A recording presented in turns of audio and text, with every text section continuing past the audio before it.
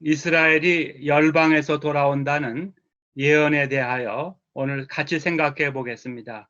이사야 41장 8절로부터 11절을 제가 봉독하겠습니다. 그러나 나의 종 너 이스라엘아, 내가 택한 야곱아, 나의 벗 아브라함의 자손아, 내가 땅 끝에서부터 너를 붙들며 땅 모퉁이에서부터 너를 부르고 내게 이르기를 너는 나의 종이라. 내가 너를 택하고 싫어하여 버리지 아니하였다 하였노라. 두려워하지 말라.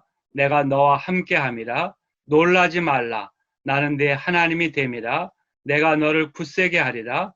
참으로 너를 도와주리라. 참으로 나의 의로운 오른손으로 너를 붙들리라. 보라, 내게 노하던 자들이 수치와 욕을 당할 것이요 너와 다투는 자들이 아무것도 아닌 것 같이 될 것이며 멸망할 것이라. 아멘. 구약 성경 중에서 그 중에서도 예언서들을 보면 그날에는 너희가 흩어져 살던 나라들로부터 고토로 돌아오리라. 그 나라들로부터 너희들을 고토로 모으리라. 이런 예언들이 무수히 많이 나옵니다. 사실 제가 회복을 깨닫기 전에는 이 말씀의 의미를 잘 알지 못해가지고 구약의 그 풍부한 내용들이 제대로 이해가 되지 못했는데 회복을 깨닫고 난 다음부터는 참 그 구약의 내용들 뭐 또 신약과 연결해서 참 제대로 이해하게 되는 계기가 되었습니다. 그런데 이런 예언들의 경우 그중 극히 일부는 거기 제가 1번으로 적어 놓은 것처럼 뭘 의미하냐면 주전 6세기 말서부터 5세기 중반에 그 바사 제국으로부터 돌아가는 것, 즉 바벨론 포로로부터 돌아가는 것을 의미하는 거죠. 그래서 에레미야 선지자의 예언대로 바사왕 고레스의 칙령에 의해 귀환이 허락된 유대 백성들이 세 차례에 걸쳐서 바사 제국 각처에 흩어져 있던 이제 유대인들이 고국으로 돌아올 것을 의미하는 거죠. 그 기한은 아시는 대로 제 3차에 걸쳐 진행되었습니다. 1차 기한은 주전 538년에 고레스 왕이 예루살렘 성전 건축을 허락해서 총독 수르바벨과 대제사장 여호수아의 인도로 이루어지게 되었습니다. 약 5만여 명이 예루살렘으로 귀환하여 성전을 재건하죠. 에스라 1장부터 6장까지에 나와 있습니다. 또 그 이후에 80년 만인 주전 458년에 율법을 교육하기 위해서 학사 에스라의 인도로 아닥사스다 왕의 허락하에 제2차 기한이 이루어졌습니다. 에스라 7장, 10장에 보면 1754명이 됩니다. 그 후 주전 444년 무너진 예루살렘 성벽 재건을 목적으로 총독 느헤미야를 중심으로 3차 기한이 이루어집니다. 이때 느헤미야 1장에서 13장에 보면 49,942명으로 기록되고 있습니다. 예언자들의 예언이 내가 너희를 고토로 모으리라, 돌아오게 하리라. 참 그것이 지금 말씀드린 사항을 극히 부분적으로 가리킨다고 봅니다.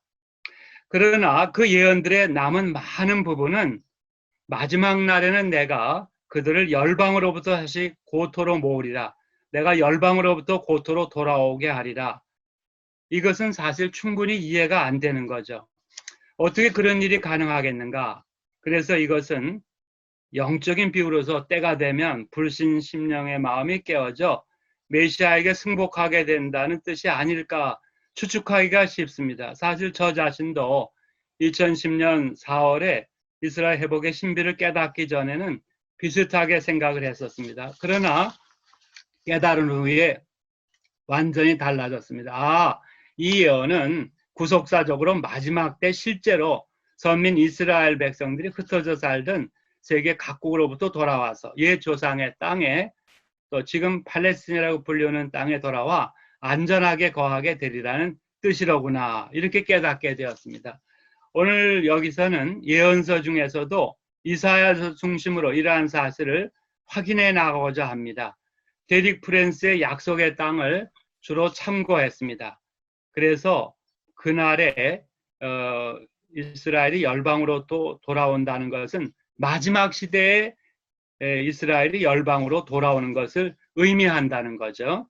바벨론 포로기 이전에 쓰여진 이사야 11장 11절에서 예언자는 유대인들이 그들의 땅으로 흩어지고 땅으로부터 흩어지고 다시 돌아올 것인데 한 번이 아니고 두 번이라고 분명히 말하고 있습니다. NIV 영어 성경에는 second time to reclaim in the remnant 이렇게 라고 분명히 기록되어 있습니다. 얼마나 놀라운 일입니까? 또한 이스라엘 민족이 다시 모일 때 어떤 곳으로부터 돌아올 것인가 하는 장소, 이 플레이스들도 중요합니다. 그런데 그 장소는 아수르, 이라크 지역입니다. 애굽, 이집트입니다. 바도로스, 이집트 남부입니다. 구스, 에티오피아입니다. 엘람, 이란입니다. 시날, 이라크입니다. 하맛, 시리아입니다. 그리고 바다의 섬들, 즉 해안 지방입니다. 그런데 여기서 섬이라는 것은 바다와 경계를 이루고 있는 지구의 다른 모든 곳으로 오늘날 대륙을 지칭한다고 볼 수 있습니다. 그런데 여기에 여러 나라와 지역을 구체적으로 이야기하고 있기 때문에 바벨론 포로에서 돌아온 사건이 이런 예언들을 완전히 이루어낸 것이 아니라는 것은 분명하죠. 분명히 바벨론 포로 생활로부터 유대 백성들이 돌아올 때는 그런 나라들로부터 돌아오지 않은 거죠. 다시 말하면 이사야는 바벨론 포로 생활 이후에 다시 흩어질 것과 또 다시 모이는 것을 내다 보았습니다. 이와 같은 예언이 이사야의 초기 예언이었다는 것 또한 중요한 의미를 지니고 있죠. 이사야는 이와 같이 이스라엘이 두 번째 다시 모임으로 이루어질 하나님의 중요한 그 플랜을 드러내 보이고 있습니다. 한번 이사야 11장 12절 다 같이 읽으시겠습니다. 여호와께서 열방을 향하여 기치를 세우시고 이스라엘의 쫓긴 자들을 모으시며 땅 사방에서 유다의 흩어진 자들을 모으시리니, 여기서 이사야 선자는 두 번째로 모으실 때는 지구상의 구석구석으로부터 돌아올 것을 강조하고 있습니다. 이것이 결코 이전에 바벨론 포로에서 돌아오는 것이 아닙니다. 여호와께서 열방을 향하여 기치를 세우시고 라고 이사야가 예언한 것은 바로 이런 의미에서이죠. 우리가 여기서 알아야 될 참으로 중요한 사실이 있습니다. 지금 이 시대에 이스라엘 민족이 그들의 땅으로 다시 돌아오는 일이 여호와께서 온 세계를 향하여 세우신 구원의 그 기치, 구원의 그 배너라는 것입니다. 그러면 이 기치라는 비유를 우리가 어떻게 해석해야 될까요? 먼저 기치는 사람들의 주의를 끌기 위해 공공장소에 높이 세워놓는 것입니다. 또한 기치는 어떤 특별하고 간단한 메시지를 전달합니다. 이와 같이 이스라엘은 1948년 5월 14일 독립국가가 되는 것을 계기로 전 세계로부터 고토 이스라엘로 다시 모임으로 해서 전 세계의 주의를 끌게 되었습니다. 그렇게 해서 이러한 기치의 첫 번째 역할을 감당했다고 하는 것은 분명한 사실입니다. 이러한 사실에 대해서 데릭 프린스는 그의 저서 약속의 땅 이스라엘에서 자기의 생생한 경험을 다음과 같이 적고 있는 것이죠. 1979년 여름 두 번째 아내인 룩과 함께 연구를 위해 예루살렘 히브리 대학에서 3개월간 머무는 동안 이것을 아주 강하게 깨닫게 되었다. 이 3개월 동안 단 한 주도 빠짐없이 이스라엘이 세계 뉴스의 초점이 되었다.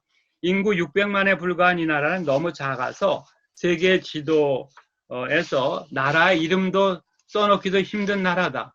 그러나 세계의 눈과 세계 뉴스의 초점은 이 작은 나라와 땅에 쏠리고 있다. 그러나 거의 같은 시기에 미국은 대만과의 관계를 끝내고 10억 인구를 가진 중국과 관계를 맺었다. 이에 세계 언론은 거의 한 달 동안이나 야단법석을 떨었다. 그러나 사람들은 그 후로는 그 모든 일을 잊어버렸다.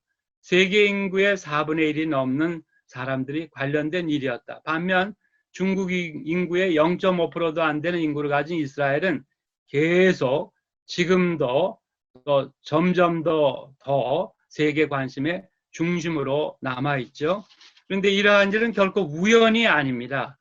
하나님께서 온 세계를 향하여 그 배너, 기치를 세우시기 때문입니다. 이 기치로 하나님은 세상의 관심을 끌어모으십니다. 그 기치를 통해서 지금도 말씀하고 계시는 거죠. 자, 그러면 무엇을 말씀하시죠? 하나님은 온 세계가 하나님의 말씀과 언약이라는 두 가지의 관심을 가지기를 간절히 원하시는 거죠. 첫째, 말씀에 대해서 하나님은 온 세계에 다음과 같이 말씀하십니다. 내 말인 성경은 시간과 공간을 초월한 진리의 책이다. 성경을 통한 예언은 오늘도 정확하게 이루어지고 있다. 여러분 믿으십니까? 둘째, 언약에 대해서는 다음과 같이 말씀하십니다. 다 같이 읽어보시겠습니다. 나는 언약을 이루는 하나님이다. 4,000년 전 아브라함과 그 후손들에 대한 언약을 맺었다. 나는 그 언약을 절대로 어기지 않겠다고 약속하였고 또한 언약을 어긴 적도 없다. 그 언약은 오늘도 효력이 있으며 그 언약이 인간의 역사를 통해 이루어지도록 나는 지금도 일하고 있다. 아멘. 그렇습니다, 여러분. 온 세계는 이 두 가지 중요한 사실을 알아야 되겠습니다. 첫째, 성경은 오늘날의 모든 문제에 대해서 해답을 가지고 있다. 제가 펜스 대통령이 얼마 전에 그 연설한 걸 대강 들어봤습니다만 요지는 그거 같더라고요. 우리들에게는 자유가 있다. 그런데 그 자유는 신앙에 기초하고 있다. 이런 말씀을 했는데 저는 덧붙여서 그 신앙은 이스라엘과 하나님과의 관계에 기초를 가지고 있다. 이렇게 좀 첨가하고 싶어요. 자, 둘째, 하나님이 언약을 맺으시는 것은 변함이 없다는 것입니다. 인간 세상 현실은 어떻습니까? 자, 사람들 간의 말이 사실상 무의미해지고 불의한 타협이 일상화되고 있습니다. 약속과 헌신에 대해서 우리 세간의 사람들은 물론이고 믿는 사람들마저 진지하게 생각하지 않는 거죠. 이런 세상과 문화 속에서 사는 우리가 하나님이 성경을 통해 언약을 주신 것과 그 언약을 절대 잊지 않으실 것이라는 것을 분명히 아는 것은 너무나 중요한 일입니다. 하나님은 지금 이스라엘을 통해 모든 나라에게 그가 언약을 지키셨다는 것과 그가 오래전에 선자를 통해 예언하신 말씀이 이루어지고 있다는 것을 보여주고 계시는 것이죠. 그분은 모든 나라 위에 존귀한 하나님이십니다. 그분은 마음속에 결심한 모든 것을 성경에 기록해 두셨습니다. 그리고 그것을 오늘도 차질 없이 이루어가고 계십니다. 만약 이와 같은 것을 관과하는 나라는 큰 손실을 입은 것 같이 될 것입니다. 그리고 그날의 열방으로부터 이스라엘이 돌아온다는 이 예언은 하나님의 주권적인 선택을 의미하는 거죠. 이사야 43장 3절로 4절에 보면 하나님은 이스라엘에 대한 자기의 사랑이 다른 모든 나라를 다스리는데 영향을 미칠 것이라고 선포하셨습니다. 그리고 이제 그분의 개입이 어떻게 이스라엘에게 직접 영향을 끼칠 것인가에 대해서 설명을 하시는 거죠. 그리고 약속하십니다. 이사야 43장 5절로 7절을 다 같이 읽습니다. 두려워하지 말라. 내가 너와 함께하여 네 자손을 동쪽에서부터 오게 하며 서쪽에서부터 너를 모을 것이며 내가 북쪽에게 이르기를 내놓으라. 남쪽에게 이르기를 가두어 두지 말라. 내 아들들을 먼 곳에 이끌며 내 딸들을 땅끝에서 오게 하며 내 이름으로 불려지는 모든 자 내가 내 영광을 위하여 창조한 자를 오게 하라. 그를 내가 지었고 그를 내가 만들었느니라. 아멘. 다시 한번 우리 하나님께서 이스라엘을 동서남북 즉 세계 곳곳으로부터 고토로 모으시겠다고 하시는 거죠. 분명한 것은 이사야 11장의 예언과 마찬가지로 이것도 바벨론 포로에서 귀환한 것으로 이루어지는 게 아닙니다. 하나님께서 이 말씀을 통해 나타내시고자 하는 것은 무엇입니까? 인간의 역사를 결정하는 것은 그분의 주권적인 선택이라는 것입니다. 자, 하나님이 이스라엘에게 다음과 같이 말씀하시는 것과 같습니다. 내 이름을 너에게 주노니 너는 내 것이라. 내가 역사 속에서 행하는 모든 일은 내가 너를 택했기 때문에 행하는 것이다. 아멘. 따라서 나라와 민족의 운명도 개인과 마찬가지로 하나님의 주권적인 선택에 어떻게 응답, 리스폰스 하느냐에 따라서 결정될 수밖에 없는 거죠. 이사야 선지자를 통한 하나님의 말씀은 세계 각처에서부터 약속의 땅이요, 곧은 이스라엘 땅으로 다시 모으시는 상황과 일치한다고 보아야 될 것이죠. 이사야 선지자는 이사야 43장 5절에서 각각 다른 동사를 사용하여서 하나님께서 세계 사방으로부터 이스라엘 민족을 다시 모으시는 것을 하고 계십니다. 즉 거기에 보면 하나님이 내가 너와 함께하여 네 자손을 동쪽에서부터 오게 하며 서쪽에서부터 너를 모을 것이며 말씀. 자, 여기 데릭 프랜스는 이 방향의 기준이 이스라엘 땅이라는 것을 염두에 두어야 하는 것을 철저히 강조하였습니다. 따라서 동쪽은 주로 아시아를 나타냅니다. 서쪽은 북미와 남미를 가리키며 또 특별히 유대인들이 가장 많이 살고 있는 미국을 의미한다고 할 수 있습니다. 현재 미국에 사는 유대인은 약 600만 명 정도 된다고 합니다. 사실 여기서 사용된 두 가지 동사는 현대에 와서 유대인들이 그 지역으로부터 떠나는 것에 대해서 특별한 반대가 없다는 것을 보여줍니다. 사실상 서쪽, 서방의 유대인은 오히려 그들 자신이 살던 그곳을 떠나기를 꺼려한다는 것을 암시하는 것이라고 볼 수 있죠.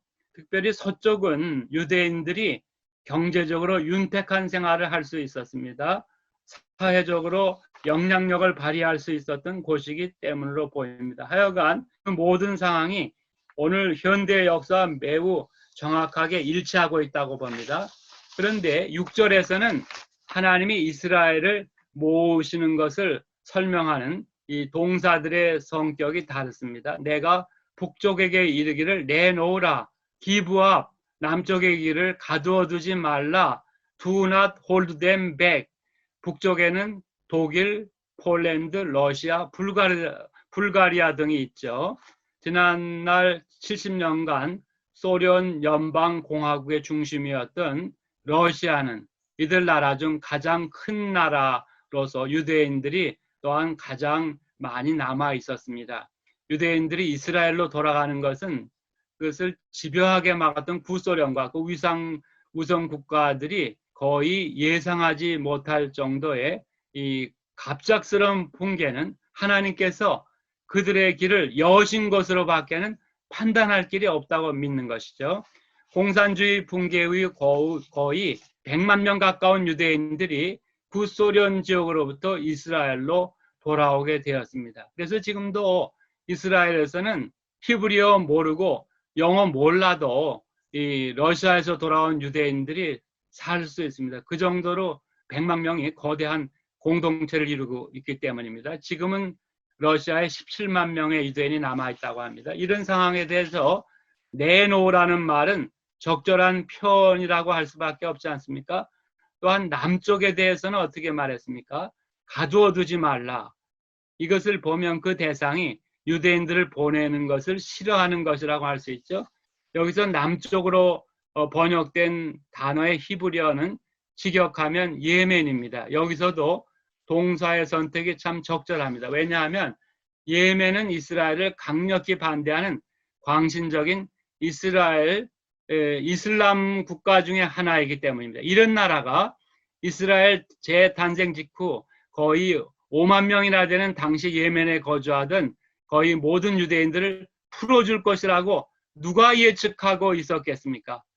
그러나 그러한 일이 실제로 일어난 거죠. 이런 마지막 때에 이스라엘이 세계 각국으로부터 다시 돌아오는 이 알리아는 결국 하나님께서 우리 찬송가에도 나오죠. 오래전 예언자들을 통해서 약속하신 예언의 성취라고밖에 설명할 길이 없는 겁니다. 아울러 여기에서 우리는 다시 한번 이 성경의 정확성과 권위를 깨닫지 않을 수가 없는 거예요. 자, 이사야 43장은 이스라엘 민족의 불순종과 그것으로 인해 그들에게 내려진 심판에 대해서 다시 한번 언급하며 끝을 맺습니다. 그리고 나서 44장은요. 그러나 이제로 시작이 됩니다. But now로 시작되어 심판에서 긍휼로 전환되는 것을 보여줍니다.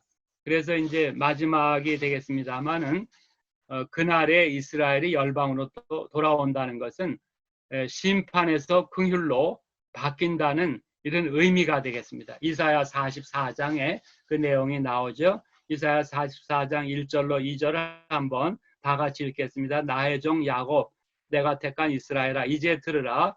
너를 만들고 너를 모태에서 지어낸 너를 도와줄 여호와가 이같이 말하노라. 나의 종 야곱, 내가 택한 여수로나 두려워하지 말라. 내가 택한 여수라나 두려워하지 말라. 위의 말씀에서 두 번이나 내가 택한 이스라엘이라는 구절이 나옵니다. 이것은 하나님께서 그의 주권적 선택에 의해 이스라엘을 다루시는 거지 이스라엘에게 어떤 공로가 있기 때문에 그렇게 하시는 것이 아니라는 것을 강조하고 있습니다. 이와 함께 강조되는 또 하나의 주제가 있죠. 그것은 두려워하지 말라로 표현되고 있습니다. 이것은 이스라엘 백성들이 그들의 땅으로 회복되는 과정에서 겪었던 그 모든 고난과 현재 주변 사방의 나라와 민족으로부터 직면하고 있는 위협 그리고 위험 가운데서 그러한 위로가 얼마나 적절한지 알 수 있죠. 이 말씀 이후에 하나님이 그가 계획하고 계시는 영적인 절정을 드러내십니다. 이사야 44장 3절을 다 같이 읽겠습니다. 나는 목마른 자에게 물을 주며 마른 땅에 심과 흐르게 하며 나의 영을 내 자손에게 나의 복을 내 후손에게 부어주리니. 자, 여러분 여기서 보는 이스라엘의 회복의 두 번째 단계가 무엇인지 알 수 있죠. 첫 번째는 주로 정치적이고 지지적이죠. 그러나 최종 단계는 이 스피리추얼, 영적이라고 강조합니다. 하나님은 이미 그 시작된 회복의 과정이 성령님의 기름 부으심이라는 영적인 목적을 달성하기까지 멈추지 않으실 것입니다. 이제 맺는 말입니다. 이스라엘에게 주신 언약의 절대적 확실성을 의미합니다. 열방으로부터 그날에 이스라엘이 돌아온다는 이 사실은요. 이스라엘에게 주신 언약의 절대적 확실함. 자, 동일한 장에서 하나님은 이스라엘에게 준 언약의 절대적 확실함에 대해서 이같이 재확인하십니다. 한번 이사야 44장 24절로 26절 한번 다 같이 읽으실까요? 네 구속자여 모태에서 너를 지은 나 여호와가 이같이 말하노라. 나는 만물을 지은 여호와라. 홀로 하나를 폈으며 나와 함께한 자 없이 땅을 펼쳤고 헛된 말을 하는 자들의 징표를 폐하며 점치는 자들을 미치게 하며 지혜로운 자들을 물리쳐 그들의 지식을 어리석게 하며 그의 종을 말을 세워주며 그 사자들의 계획을 성취하게 하며 예루살렘에 대해서는 이르기를 거기에 사람이 살리라 하며 유다 성읍에 대해서는 중건될 것이라. 내가 그 항폐한 것들을 복구시키리라 하며 아멘.